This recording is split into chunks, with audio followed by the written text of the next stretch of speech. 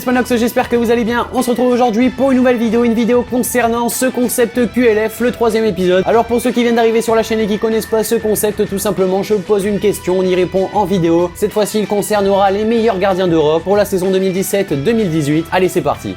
On commence tout d'abord avec le gardien de Chelsea, le gardien belge de 25 ans Thibaut Courtois. Lui est arrivé en juillet 2011 du côté de Chelsea en provenance de Genk pour un transfert qui était évalué à peu près à 9 millions d'euros. Cependant, Chelsea a préféré le prêter du côté de l'Atlético Madrid vu qu'ils avaient Petr Cech qui était dans une forme plutôt exceptionnelle. Et ce prêt à l'Atlético Madrid a vraiment fait exploser le gardien belge puisqu'il est vraiment devenu un des tout meilleurs gardiens à son très jeune âge. Il est ensuite revenu du côté de Chelsea après 3 ans passés du côté de l'Atlético Madrid et c'est toujours un très bon gardien, surtout dans un championnat aussi relevé qu'est la Première Ligue.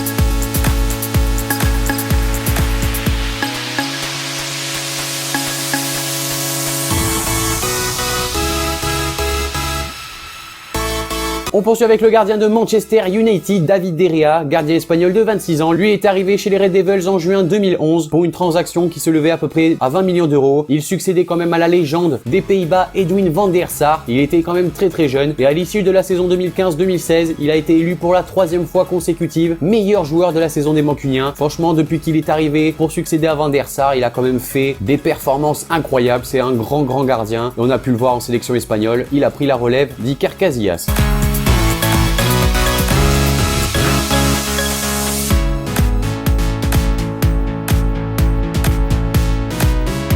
On enchaîne avec notre gardien français, le gardien de 30 ans de Tottenham, Hugo Lloris. Lui, il est arrivé à Tottenham en août 2012. Il avait signé un contrat de 4 ans en faveur du club anglais en provenance de Lyon. Il est arrivé comme doublure de Brad Friedel. Alors pour ceux qui s'en rappellent, il avait quand même eu pas mal de mal durant ses premières années puisqu'il jouait pas énormément de matchs. Mais une fois que Brad Friedel a pris sa retraite, il a quand même enchaîné des bonnes performances. Il est devenu titulaire indiscutable. Actuellement, c'est le capitaine de ce club de Tottenham. On voit les très bonnes performances que est en train de faire ce club en Première Ligue et je pense qu'elles sont entièrement dû aux bonnes prestations d'Hugo Lloris dans les cages de l'équipe des Spurs. Donc malgré ses 30 ans, c'est quand même un très grand gardien et on espère qu'il nous aidera pour la Coupe du Monde en Russie.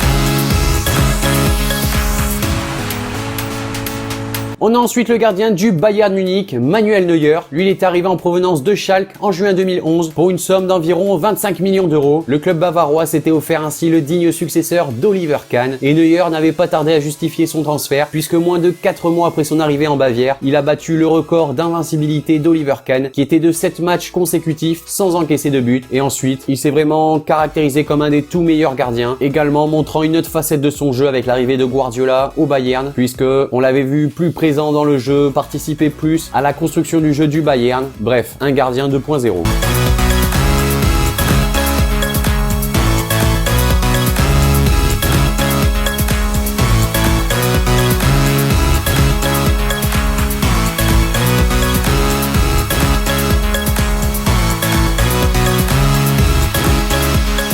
On passe ensuite avec le gardien de l'Atlético Madrid, Jan Oblak. C'est un gardien que je trouve extrêmement sous-coté, c'est-à-dire qu'on n'en parle pas beaucoup, mais il est vraiment exceptionnel et irremplaçable du côté de l'Atlético Madrid. Il avait été transféré du Benfica à l'Atlético pour une somme de 16 millions d'euros pour combler le départ de Thibaut Courtois du côté de Chelsea. Et il était devenu le gardien le plus cher de l'histoire de la Liga à cette époque-là. Malheureusement pour lui, il était la doublure de Miguel Ángel Moya lors de son arrivée dans le club espagnol. Mais l'Atlético avait directement vu ses qualités, il avait pris rapidement la place de numéro 1 et il avait participé notamment lors de la saison 2015-2016 à l'épopée en Ligue des Champions où le club de l'Atlético s'était incliné malheureusement en finale contre l'autre club de la capitale, le Real Madrid, mais ça reste quand même un des tout meilleurs gardiens en Liga. Après c'est vrai que sur la scène européenne il y en a des peut-être meilleurs, mais ça reste quand même un gardien très important.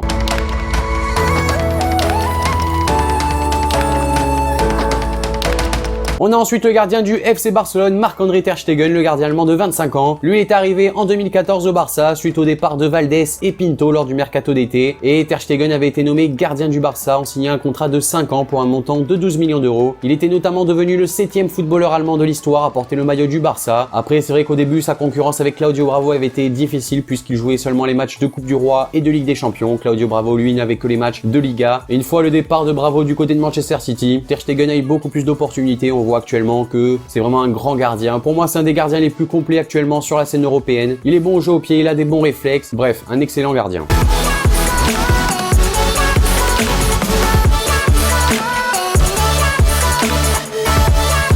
Bon, du coup, je vous ai présenté le gardien du FC Barcelone. Je vous présente également celui du Real Madrid, Keylor Navas. Lui, il était arrivé en août 2014 en provenance de Levante pour 10 millions d'euros. Et il était devenu du coup la doublure d'Iker Casillas dans le club merengue. Et après le départ de la légende espagnole lors de l'intersaison 2015, Navas s'était vu confier le poste de numéro 1 pour la saison 2015-2016. Et depuis, Zinedine Zidane maintient sa confiance dans ce gardien-là, qui en est pour quelque chose si le Real Madrid remporte toutes ses Ligues des Champions.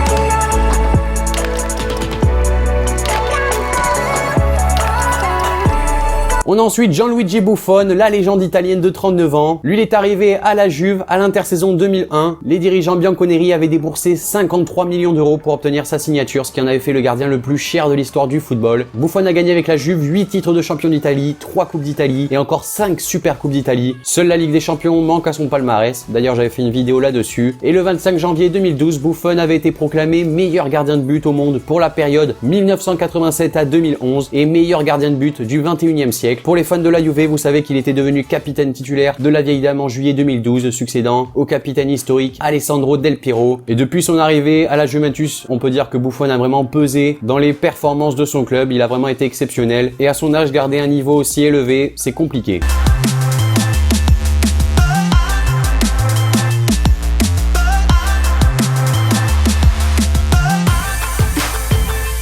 On poursuit avec son possible successeur, c'est Gianluigi Donnarumma, le jeune gardien de 18 ans du Milan AC. Alors Donnarumma avait été promu en équipe A par Mila Jovic pour la saison 2015-2016. C'est vraiment un gardien précoce qui est auteur d'arrêt de plus en plus important. Et du coup, c'est vrai qu'il n'avait pas échappé dès ses premières apparitions à une comparaison avec l'inusable Gianluigi Buffon que je vous ai présenté tout à l'heure. Outre le fait qu'il ait le même prénom, Donnarumma possède vraiment des qualités de gardien déjà impressionnantes pour son jeune âge. Son placement lors des duels, ses réflexes et sa détente exceptionnelle lui ont permis de prouver que c'était vraiment déjà un des meilleurs gardiens du championnat italien. Après, il restera à lui de prouver au fil des saisons qu'il peut vraiment devenir le meilleur gardien.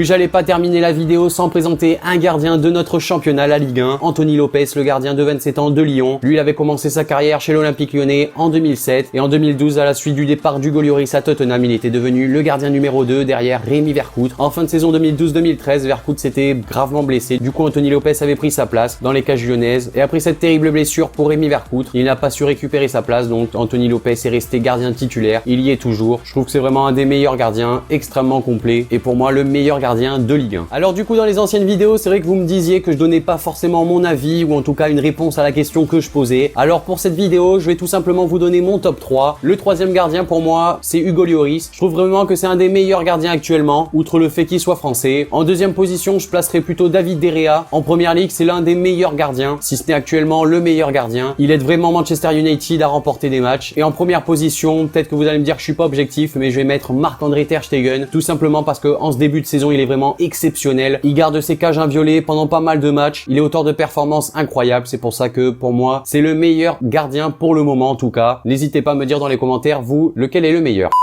Donc voilà les amis, cette vidéo sur le concept QLF, le troisième épisode est maintenant terminé. N'hésitez pas à me dire dans les commentaires ce que vous en avez pensé de cette troisième vidéo. Également une possible question pour le quatrième épisode. Lâchez le like, ça fait extrêmement plaisir. Abonnez-vous si c'est pas déjà fait. Et moi je vous dis à la prochaine pour une nouvelle vidéo, c'était Spanox.